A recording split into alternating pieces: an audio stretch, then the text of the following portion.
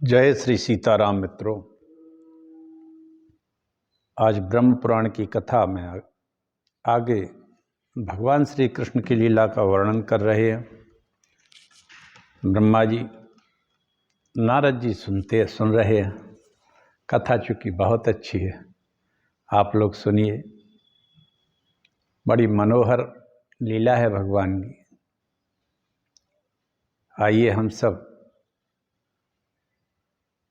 मानसिक रूप से नैमिषारण्य तीर्थ चले, जहाँ ये कथा लोमहर्षण जी कई हजार ऋषियों के बीच में कह रहे हैं। इस कथा को पहले ब्रह्मा जी ने नारद जी को सुनाई थी। वही कथा ब्रह्म पुराण की लोमहर्षण जी कह रहे हैं और मैं इस कथा को आप लोगों के सामने सुना रहा हूँ। आप सुनिए। कथा ब्रह्म पुराण की है। यह पुराण हमारे 18 पुराणों में प्रथम स्थान पर आता है। इस कथा को मैं डॉक्टर राजेंद्र मिश्रा टीकमगढ़ मध्य प्रदेश से रोज नित्य कहता हूँ। कथा अत्यंत आनंदमयी है। कृष्ण की लीला ही आनंददायक है। एक छोटा सा मंगलाचरण करते हैं, उसके बाद कथा को प्रारंभ करेंगे। नमोस्तु रामाय सा लक्ष्मणाय देव्यै च तस्यै जनकात्मजायै। नमोस्तु रुद्रेन्द्रियमानिलेभ्यो नमोस्तु चन्द्राग्निमरुद्गणेभ्यः। नारायणं नमस्कृत्य नरं चैव नरोत्तमं देवीं सरस्वतीं व्यासं ततो जयमुदीरयेत्। तुलसीदास के पद कमल बारंबार मनाए। गुण गावहु श्री कृष्ण के हनुमत होय सहाय। जय मीरा के गिरिधर नांगर सूरदास के श्याम। हरसी के प्रभु साहस बरिया तुलसी के श्री राम। सो कुल धन्य उमा सुनु जगत पूज्य सुपनीत। श्री रघुवीर परायण जेहि नर उपज विनीत।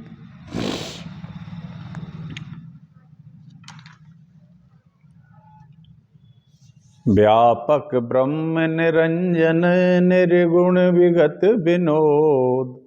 सो अज प्रेम भगति बस कौशल्या की गोद।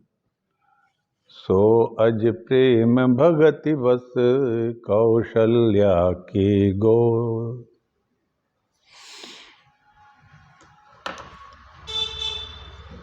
वे परमात्मा प्रेम के बस में ही हो सकते हैं और किसी बस में नहीं आते। एक ही है प्रेम।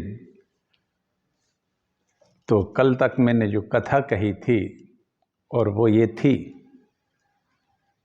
कि बलराम जी के कारण, प्रभाव के कारण, कौरवों ने बलराम जी के कहने पर सांब को दुर्योधन ने अपनी लड़की की शादी कर दी और बहुत सारा सामान दिया, दहेज वगैरह दे के उनको द्वारकापुरी को भेज दिया। यहाँ तक की कथा थी। आगे व्यास जी कहते हैं, मुनियों, बलशाली बलराम जी ने और भी बड़े पराक्रम किए। इससे बड़े बड़े पराक्रम किए हैं। एक बड़ा भारी बानर था, उसका नाम था द्विवेद। द्विवेद नाम का यह बानर नरकासुर का बड़ा परम मित्र था और नरकासुर के मारने से भगवान कृष्ण ने जब इसको नरकासुर को मार दिया, इसका वध कर दिया, तब उसने भगवान कृष्ण से बैर बांध लिया, देवताओं से बैर बांध लिया और उन सब से बैर बांध लिया जहाँ भगवान नाम का कीर्तन होता था। उसने सभी की मर्यादा तोड़ डाली, गाँव में आग लगाने लगा, खेती को नष्ट करने लगा। इस तरह वो जहाँ देखो वहाँ उत्पात ही उत्पात मचा रहा था। बड़ा बलशाली था ये वानर। एक दिन जब बलराम और रेवती और अन्य स्त्रियां, गोपियां एक वन में बैठी थे, विहार जैसा कर रही थी, यही कहें वार्तालाप कर रही थी। गोपियां गान कर रही थी, बलदाऊ जी बैठे हुए थे। वहां वो वानर आ जाता है और गोपियों को इशारे करने लगता है, और वहां कुछ ऐसी है कि ये बलराम जी की नकल भी करने लगा। वो युवतियों की ओर देख देख कर जोर जोर से हंसने लगा। बलभद्र जी ने उसको बहुत डांटा, किंतु उसने बलराम जी के डांटने की कोई परवाह ही नहीं की, और वो उन स्त्रियों को देख देख कर ऐसी हरकतें करने लगा, अंग प्रदर्शन अपने करने लगा कि बलराम जी ने उसे मारने का विचार किया। तो उसने इस बलराम जी के ऊपर एक शिलाखंड फेंका। बलराम जी ने उसको चूर्ण कर दिया अपने मूसल से, और फिर उसने बलराम जी की छाती में एक बड़ा जोर से घूंसा मारा।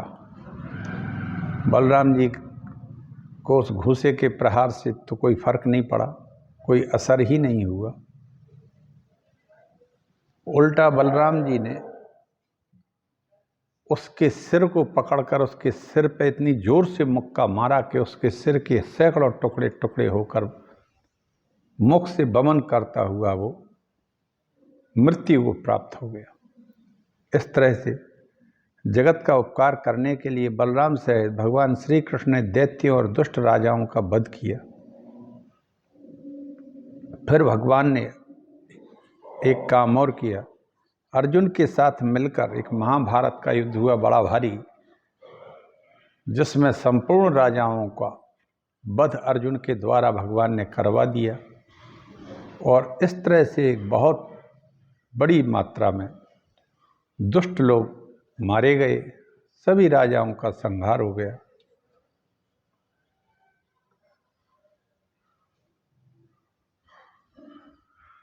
इस जगत का उपकार करने के लिए बलराम जी श्री कृष्ण ने दैत्य और दुष्ट राजाओं का वध किया है। अर्जुन के साथ मिलकर भगवान ने अनेक अक्षौहिणी सेनाओं को मार डाला, संहार कर दिया, और भूभार उतारने के पश्चात उन्होंने ब्राह्मणों के शाप को निमित्त बनाकर अपने कुल का भी संहार कर डाला, क्योंकि ये यदुकुल जो था वो इन राजाओं से भी बड़ा भयानक था। इस बात को भगवान जानते थे कि यदि इनको हमने छोड़ दिया तो ये और बहुत परेशान कर देंगे, इसलिए उन्होंने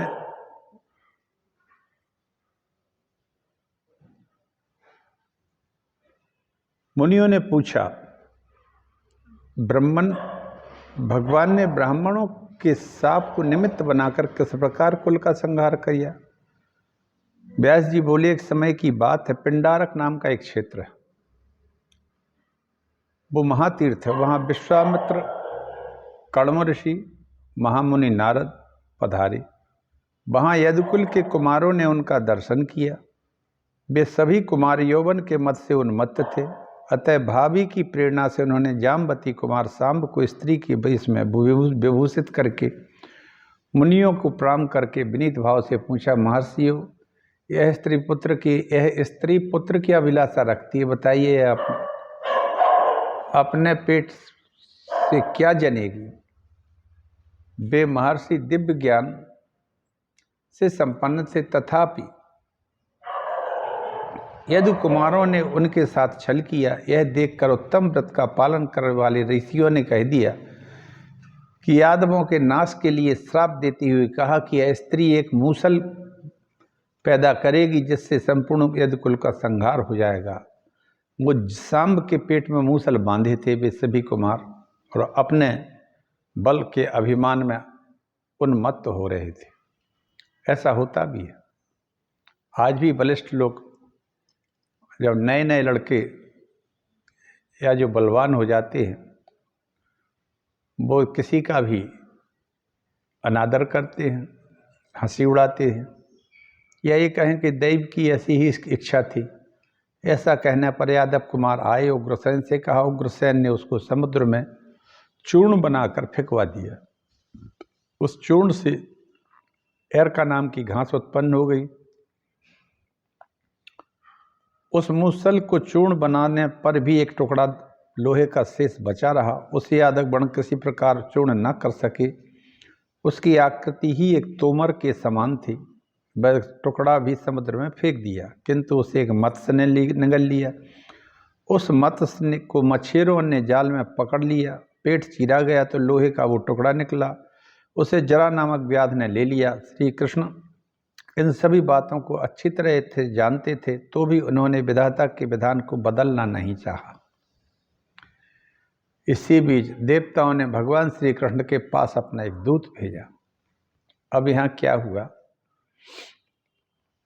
कि भगवान कृष्ण के पास इंद्र ने, धर्मराज ने अपना एक दूत भेजा और कहा कि भगवान दुराचारी दैत्य मारे गए हैं, पृथ्वी का भार उतर गया है, अब देवता आपसे सनात होकर स्वर्ग में निवास करें। हे जगन्नाथ, यदि आपको स्वीकार हो तो अब अपने परम धाम को पधारें। भगवान बोले, दूत तुमने जो कुछ कहते हो वह सब मैं पहले से जानता हूँ, इसलिए मैंने यादवों के संहार का कार्य प्रारंभ कर दिया है। यदि यदुवंशियों का संहार ना हो तो यह पृथ्वी पर बहुत बड़ा भार रह जाएगा। अतः मैं 7 रात के भीतर जल्दी ही इस भार को उतार डालूंगा। जिस प्रकार मैंने द्वारकापुरी से बसाने के लिए समुद्र से भूमि मांगी थी, उसी प्रकार उसे भूमि भी लौटा दूंगा। यादवों का संहार करके अपने परम धाम को जाऊंगा। ऐसा इंद्र के भेजे हुए दूत से भगवान ने कहा। देवराज इंद्र, देवताओं को यूँ मानना चाहिए कि मैं बलराम जी के साथ अब अपने धाम में आ ही गया। इस पृथ्वी के भार रूप जो जरासंध आदि राजा थे वे पहले ही मारे गए, तथापि यदुवंशियों का भार उनसे भी बढ़कर है। जितने राजा मारे गए, जितने महाभारत में मारे गए, ये यदुवंशियों का भार उनसे भी ज्यादा है। अतः पृथ्वी के इस महाभार को उतार कर ही मैं देवलोक की रक्षा के लिए अपने धाम में आऊँगा। भगवान वासुदेव के यों कहने पर प्रणाम करके दिव्य गति से देवराज के समीप वो दूत चला गया। इधर द्वारकापुरी में दिन रात विनाश के सूचक आने लगे। उद्धव जी ने श्री हरि को प्रणाम करके कहा कि अब मुझे क्या करना चाहिए, आज्ञा दें, क्योंकि मैं समझता हूं कि आप इस समय समस्त यादव कुल का संहार करना चाहते हैं। क्या करना चाहते हैं?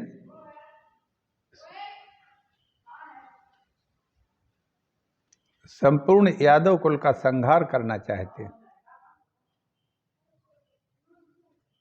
क्योंकि मुझे ऐसे निमित्त दिखाई देते हैं जो इस कुल के विनाश की सूचना देने वाले हैं। श्री भगवान बोले, उद्धव, तुम मेरी कृपा से प्राप्त हुई दिव्य गति के द्वारा गंधमादन पर्वत पर परम पवित्र बदरी का आश्रम चले जाओ, बद्रीनाथ जी चले जाओ। वहाँ नरनारायण का स्थान है। वहाँ की भूमि बहुत बड़ी पवित्र है।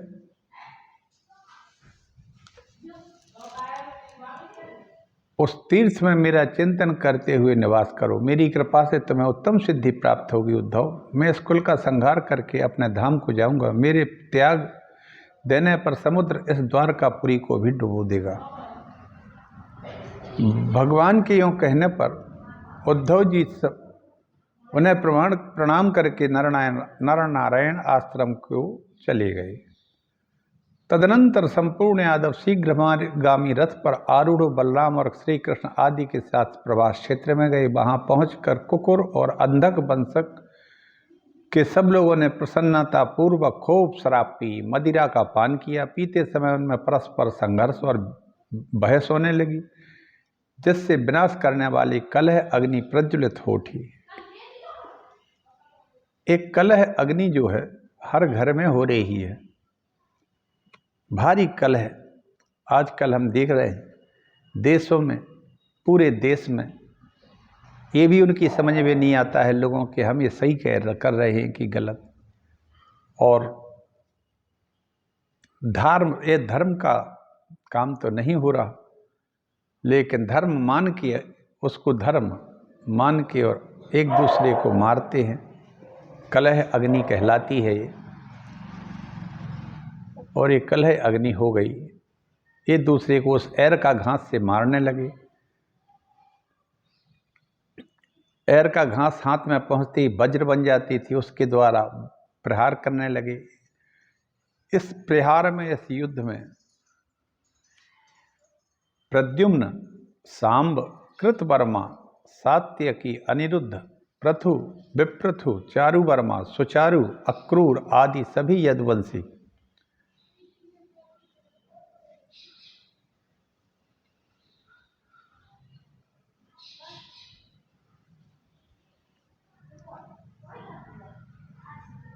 एक दूसरे को मारने लगे। श्री हरि ने यादवों को ऐसा करने से रोका, किंतु वे उन्हें अपना विपक्षी मानने लगे, अवहेलना करने लगे। तब कृष्ण को ने भी एक हल्का सा क्रोध किया और मुट्ठी भर एर का घास को उखाड़ लिया। हाथ में आती ही वह एर का लोहे का मूसल बन गई। उस मूसल से भगवान ने सहसा समस्त यादवों का ही संहार कर डाला। यादव आपस में ही लड़कर नष्ट हो गए। तदनंतर भगवान श्री कृष्ण का जैत्र नामक रथ दारुक के देखते देखते समुद्र के मध्यवर्ती मार्ग द्वारा शीघ्र ही चला गया। पृथ्वी से इनका रथ भगवान का चला गया, दारुक रह गया। चारों घोड़े उस रथ को उड़ा ले गए। इसी के साथ परिजात पुष्प, सुधर्मा सभा, ये भी पृथ्वी को छोड़कर चले गए और क्षण भर में वहां संपूर्ण यदुवंशियों का संहार हो गया। बलराम जी एक वृक्ष के नीचे आसन लगा के बैठे थे। उनके मुंह से एक विशाल नाग निकल रहा था। वह महाकाय सर्प उनके मुख से निकलकर सिद्धों की और नागों से पूजित होकर समुद्र की ओर चला, वहां समुद्र के जल में प्रवेश कर गया। इस प्रकार बलराम जी का प्रयाण देखकर श्री कृष्ण ने दारुक से कहा, तुम द्वारका में जाकर यह सब वृत्तांत वसुदेव जी तथा उग्रसेन से कहो। बलराम जी चले गए हैं, यदुवंशियों का संहार हो गया है, मैं योगस्थ होकर परम धाम को अब मैं जाऊंगा। ऐसा दारुक से कहा। उन्हें अपने सारथी से उग्रसेन से कह दो कि सभी का विनाश हो गया है और अब मैं भी जा रहा हूं। अब इस संपूर्ण द्वारका को समुद्र डुबा देगा, अतः आप लोग यहाँ से जाने के लिए रथों से सुसज्जित करके अर्जुन के आगमन की प्रतीक्षा करें। जब अर्जुन द्वारका से निकलें तब वहाँ कोई ना रहे, सब लोग अर्जुन के साथ चले जाएं। दारुक, तुम कुंती नंदन अर्जुन से भी जाकर मेरी ये बात कहो कि द्वारका में जो मेरी स्त्रियां आदि हैं उन्हें वे यथाशक्ति रक्षा करेंगे। यह कर अर्जुन के साथ ले तुम द्वारका में आना और सबको बाहर निकाल ले जाना। अब यदुकुल में अनिरुद्ध के पुत्र वज्रनाभ राजा होंगे, ऐसा भगवान ने कहा। किससे? दारुक से कहा कि तुम ऐसा सब अर्जुन से कहो। यह सुनकर दारुक ने भगवान श्री कृष्ण को बारंबार प्रणाम किया, अनेक बार परिक्रमा की और वह उनके कथनानुसार चला गया। अर्जुन के द्वारकापुरी में बुला लिया। उन्होंने वज्र को यदुवंशियों का राजा बनाया। उधर भगवान श्री कृष्ण ने वासुदेव रूप परब्रह्म को अपने आत्मा में आरोपित किया। संपूर्ण भूतों में उनको अपने को व्याप्त होने की धारणा की। योग युक्त होकर अपने एक पैर को दूसरे पैर के घुटने पर रख बैठे। वे ब्राह्मण दुर्वासा के वचन रखना चाहते थे। उसी समय जरा नाम का व्याध उस ओर आ निकला। उसने मूसल से बचे हुए लोहे खंड का बाण बनाकर उसे धारण कर रखा था। भगवान का चरण उसे मृग के आकार का दिखाई दिया। उसे देखकर वह खड़ा हो गया और तोमर से उसने भगवान के पैर में को बींद डाला। समीप आया जब तो उसे देख कर चतुर्भुज भगवान मनुष्य के रूप में दृष्टि गोचर हुए। भगवान को देखते ही उनके चरणों में गिर पड़ा, बारंबार कहने लगा, आहा, अनजान में हरण के धोखे से यह अपराध हो गया, आप क्षमा करें। तब भगवान ने कहा, व्याध, तुम तनिक भी भय नहीं करो और मेरे प्रसाद से इसी समय इंद्रलोक को चले जाओ। वह इंद्रलोक विमान के द्वारा एक विमान आया और चला गया। उसके चले जाने पर कृष्ण ने त्रिविध गति को पार करके अपने आत्मा को अव्यय, अचिंत, अमल, अजन्मा, अजर, अविनाशी, अप्रमेय, अखिलात्मा एवं ब्रह्मभूत अपने ही वासुदेव रूप में अपने को लीन कर लिया। वाह! तत्पश्चात संपूर्ण यादवों का विधि पूर्वक प्रेत कर्म अर्जुन ने किया। फिर वज्र आदि सब लोगों के साथ वे बाहर निकले और श्री कृष्ण की हजारों पत्नियों को साथ ले लिया। उन सब की रक्षा करते हुए कुंती नंदन अर्जुन धीरे धीरे चले। भगवान कृष्ण ने मृतलोक में जो सुधर्मा सभा मंगवाई थी वह और परिजात वृक्ष दोनों स्वर्ग को चले गए। जिस दिन श्री हरि ने पृथ्वी को छोड़ा और अपने परम धाम को पधारे, उसी दिन यह मलिन काय कलयुग उसी रात्रि के अर्धरात्रि को भूतल पर प्रकट हो गया और समुद्र ने मनुष्यों से सोनी द्वारिका को डुबो दिया। केवल भगवान श्री कृष्ण का मंदिर वहां अब भी नहीं डूबाता शेष है, आज भी है। वहां केवल भगवान कृष्ण नित्य विराजते हैं। यह परम पवित्र भगवत धाम संपूर्ण पातकों का नाश करने वाला है। भगवान श्री कृष्ण की लीलाओं से युक्त उस पवित्र स्थान का दर्शन करने से मनुष्य सब पापों से मुक्त हो जाता। अर्जुन द्वारका वासियों को साथ ले धनदान से पंजाब में पहुंचे। पंचनद वहां उन्होंने एक पड़ाव डाला। वहां अत्यंत दुर्मद पापाचारी आभीर एकत्रित होकर सलाह करने लगे कि अर्जुन अकेला ही है, इन स्त्रियों के लिए लिए जा रहा है, इसके हाथ में केवल धनुष है। ऐसा निश्चय करके लाठी और ढेले चलाने वाले डाकू हजारों की संख्या में उन पर टूट पड़े। यह देख कुंती नंदन ने उन्हें डांटा, लेकिन वो नहीं माने। उन्होंने भी कहा मरने की इच्छा से नहीं डरे और उन आभीरों पर उनको धमकी का कुछ भी अर्जुन का असर नहीं हुआ। अर्जुन के वचनों की अवहेलना करके सारा धन लूट लिया। अर्जुन ने गांडीव की प्रत्यंचा भी नहीं चढ़ा सके और अग्निदेव का दिया हुआ अक्षय बाण उन ग्वालों के साथ युद्ध करने में नष्ट हो गया। अर्जुन की शक्ति भी क्षीण हो गई। उस समय अर्जुन के मन में निश्चय हुआ कि मैंने अपने संपूर्ण बाण समूहों से जो बड़े बड़े बलवान राजाओं को परास्त किया वह श्री कृष्ण का ही बल था। बाणों के नष्ट हो जाने पर अर्जुन ने धनुष की नोक से डाकुओं को मारा, किंतु वे इनके प्रहार की हंसी उड़ाने लगे। वे मलेच्छ लुटेरे अर्जुन के देखते देखते वृष्णि और अंधक वंश की सुंदरी स्त्रियों को लेकर चारों ओर भाग गई। तब अर्जुन ने दुखी होकर कहा, यह हाय बड़े कष्ट की बात है, भगवान श्री कृष्ण ने मुझे अकेला छोड़ दिया है। यूं कहकर अर्जुन फूट फूट कर रोने लगे और रात होते ही बोले, हाय अब वही धनुष, वही बाण, वही रथ, वही घोड़े, किंतु आज सब एक साथ ही नष्ट हो गए। दैव बड़ा प्रबल है। महात्मा श्री कृष्ण के बिना मुझे सामर्थ्य रहते हुए नीच पुरुषों से अपमानित होना पड़ा। मेरी ये भुजाएं, वही मुष्टि और वही मैं अर्जुन हूँ। पुण्य पुरुष श्री कृष्ण के बिना आज सब कुछ निस्सार बेकार हो गया है। मेरा अर्जुन तत्व खत्म है। अर्जुन तत्व का मतलब है अर्जन तत्व। सब कुछ अर्जुन जिसके पास हो, सब कुछ प्राप्त किया हो, उसको अर्जुन कहते हैं। लेकिन आज वो सब तत्व खत्म हो गए। भीम का जो भीम तत्व है, महाबलिष्ठ तत्व है, वो भी खत्म हो गया।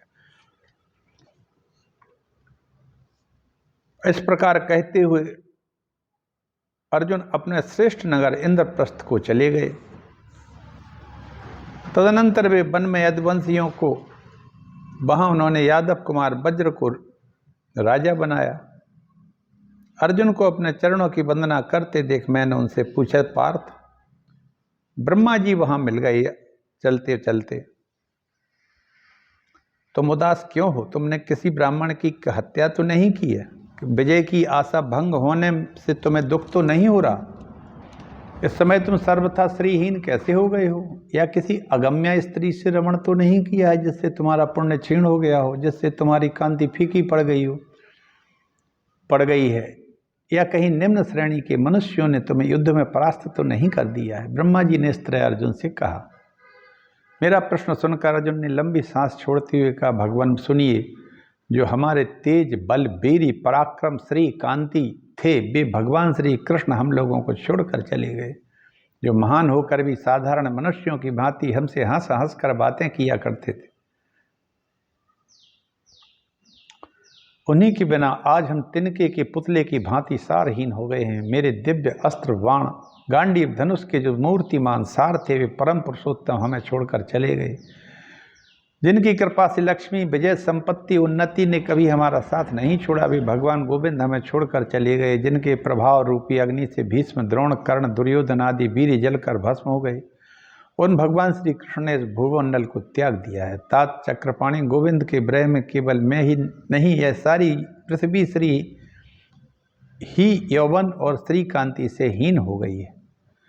जिनकी कृपा से भीष्मादि वीर आग में पतंगों की भांति मेरे पास आकर भस्म हो गए थे, आज उन्हीं श्री कृष्ण के बिना मुझे ग्वालों ने हरा दिया, आभीरों ने हरा दिया।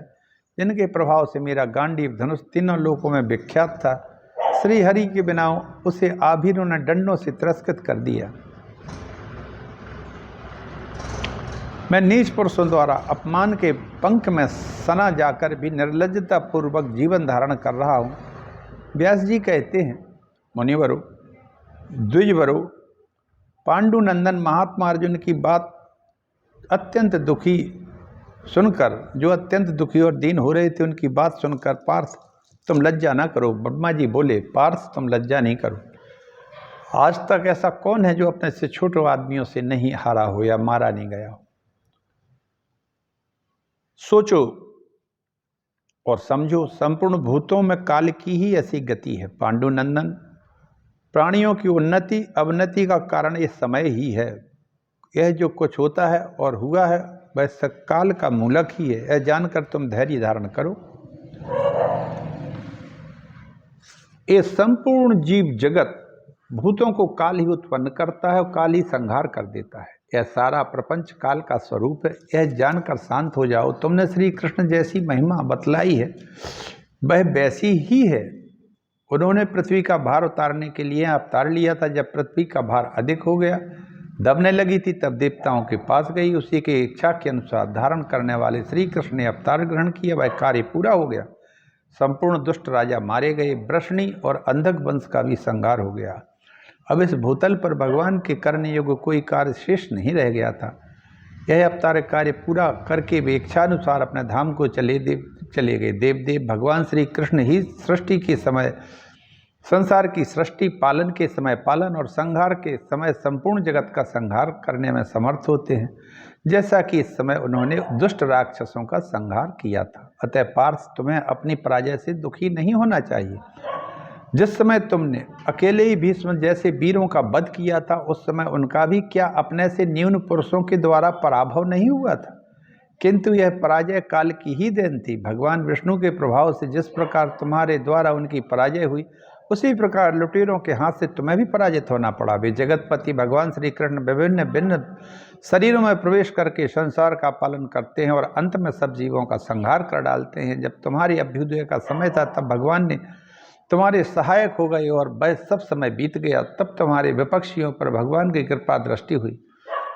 तुम गंगानंदन भीष्म के संपूर्ण कौरवों का संहार कर डालोगे। यह बात पहले कौन विश्वास कर सकता था? कोई नहीं। फिर तुम्हें तो छोटे से आभीरों ने ही परास्त कर दिया। यह बात कौन मान सकता था? किंतु दोनों ही बातें संभव तो हुई।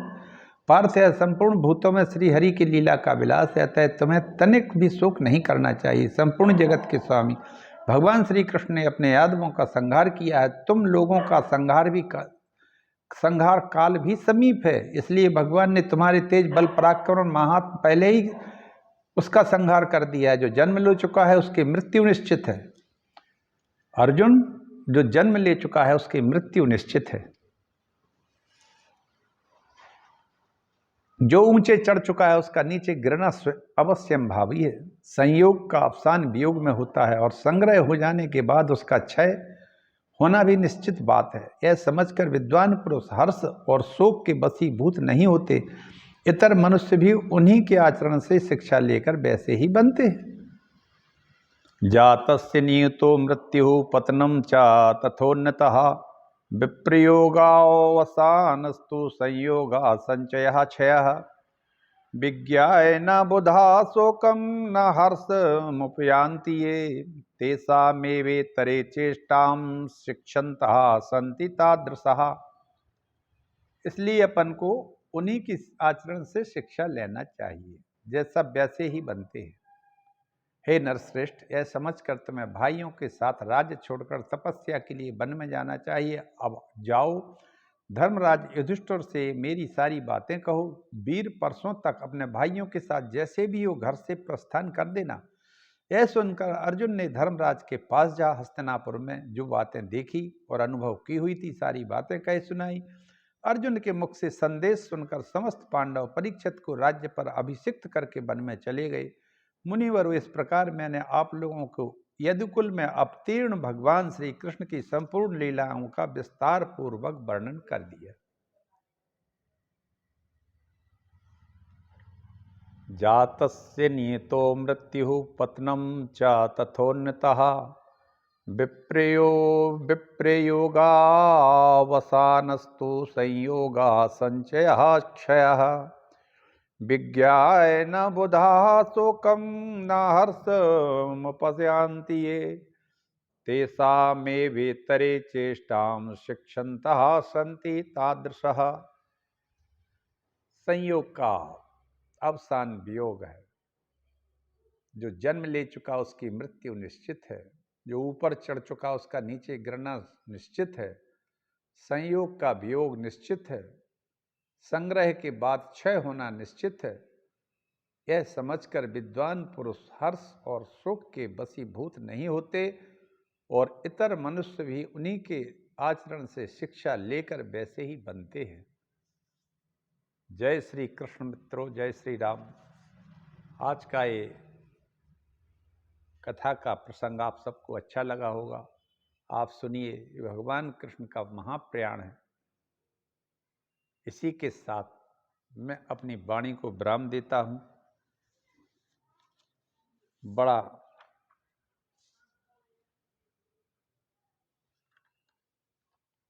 आनंददायक एक कृष्ण चरित्र मैंने आपको सुनाया है।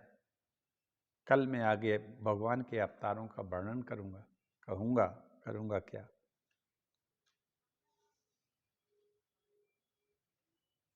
मैं आप सबसे आज्ञा चाहता हूँ। भगवान श्री कृष्ण सभी का कल्याण करें, क्योंकि वो अनेकों नामों से, अनेकों रूपों से मैं यहाँ इस ब्रह्मांड में विराजते हैं, लेकिन नाम और रूप की माया के कारण हम उनके वास्तविक रूप को समझ नहीं पाते।